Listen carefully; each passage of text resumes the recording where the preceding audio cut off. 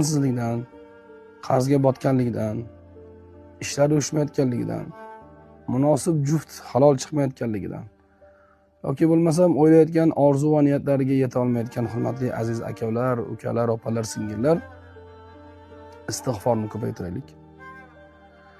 Istig'forni ko'paytirish baraka omili, najot omili. Xosatan 40 ming marotaba. Undan o'tib ketsa ham bo'ladi, zarar qilmaydi. Kimdir 80 ming marta aytsin, kimdir 100 ming marta aytsin. Istig'forning samarasi Alloh subhanahu va taolo osmondan yomg'irlarni yuboradi. Yumdidukum bi amwali va banin, mol dunyo va bola chaqa bilan madadlab qo'yadi. Bog'-rog'larni berib qo'yadi. Ya'ni baraka omili, istig'for baraka omili. Farzandsizlikdan qiynalgan opa-singillar yoki ukalar istig'for aytinglar. Ishi yurishmayotgan, rizq kam bo'lgan inson istig'for aytsin. Oila qura olmayotgan inson ham istig'for aytsin.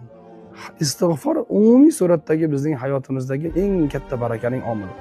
Doimiy istig'for aytib yurgan inson hayotida ko'p ajib yaxshiliklarni ko'radi, xayr barakalarga inshaalloh erishadi.